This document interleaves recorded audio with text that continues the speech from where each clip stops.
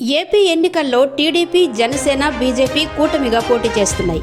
ఈ నేపథ్యంలోనే తెలుగుదేశం పార్టీ అలయన్స్లో భాగంగా భారతీయ జనతా పార్టీకి 10 సీట్లు కేటాయించింది.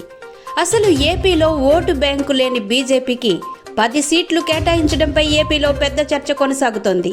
వాస్తవానికి ఒక్క సీట్లో కూడా గెలవలేని పరిస్థితుల్లో ఉన్న భారతీయ జనతా పార్టీ ఈ సీట్లను వైసీపీ ఖాతాలో వేసేందుకే వ్యూహం పన్నారా అనే అనుమానాలు వ్యక్తమవుతున్నాయి. వాస్తవానికి ఈ 10 సీట్లలో టీడీపీ గెలిచి చాలా కాలమైంది. ఒక్క విశాఖ ఉత్తరం సీటు తప్ప ఇక బీజేపీకి కూడా పట్టణ సీట్లు ఏమీ లేవు. ఉత్తరంలో కూడా వైసీపీ నుంచి పోటీ చేస్తున్న కేకేఆర్ రాజు, బీజేపీ నుంచి పోటీ చేస్తున్న విష్ణుకుమార్ రాజు కంటే ప్రచారంలో ముందే ఉన్నారన్న వాస్తవం అందరికీ తెలిసిందే. మరి ముఖ్యంగా ఏడాది కాలంగా కేకే రాజు ఉత్తర నియోజకవర్గంలో కలియ తిరుగుతూ వస్తున్నారు. ఆ నియోజకవర్గంపై పట్టు కూడా సాధించారు. దీన్ని బట్టి పరిశీలిస్తే టీడీపీ పొత్తుల్లో భాగంగా బీజేపీకి కేటాయించిన 10 సీట్లు కూడా బీజేపీకి ఊరికెనే ధారాదత్తం చేసినట్టే. ఇక బీజేపీకి ఇచ్చిన సీట్ల జాబితా చూస్తే కోరి మరీ ఈ సీట్లు అన్నీ వైసీపీ జాబితాలోకి వెళ్లేలా కనిపిస్తున్నాయి. వాస్తవానికి ఈ సీట్లలో కొన్నిటిని జనసేన పార్టీకి కేటాయిస్తే ఈ 10లో కనీసం 3 సీట్లైనా కూటమి ఖాతాలో పడేవి. ముఖ్యంగా ఎచ్చెర్ల నియోజకవర్గంలో కిమిడి కళా వెంకట్రావుకి ఇచ్చి ఉంటే ఆ సీటు కూటమి జాబితాలో పడేది. బీజేపీ అడుగుతున్న 10 సీట్లలో బీజేపీకి ఓటు బ్యాంకే లేదు. ఈ విషయం స్పష్టమని రాజకీయ విశ్లేషకులు చెప్పుకుంటున్నారు.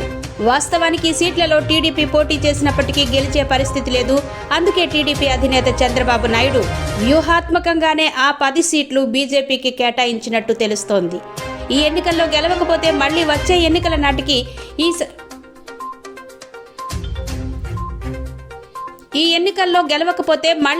ఎన్నికల నాటికి ఈ చోట్లలో బలం పుంజుకోవచ్చని బీజేపీ భావిస్తున్నట్టు తెలుస్తోంది. ఎలాగూ కేంద్రంతో సత్సంబంధాలు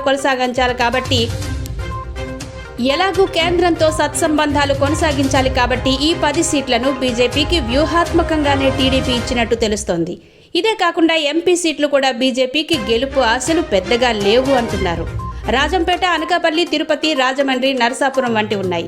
బీజేపీకి అవకాశం ఉన్నవి ఒకటి నరసాపురం, మరొకటి తిరుపతి. అయితే బీజేపీ ప్రతిష్టాత్మకంగా తీసుకున్న నేపథ్యంలో అసెంబ్లీ సీట్లు రాకపోయినప్పటికీ పార్లమెంట్లో సీట్లు సంబంధించి గెలుపొందుతామని బీజేపీ పెద్దలు ఆలోచిస్తున్నారు. మరి కేంద్ర పెద్దలు ఆలోచించినట్టు ఎంపీ సీట్లలో 2 అయినా గెలుస్తారా అన్నది అనుమానమే. మరి బీజేపీ విషయంలో ఓటర్ల తీర్పు ఎలా ఉంటుంది అన్నది వేచి చూడాల్సిన ప్రశ్న.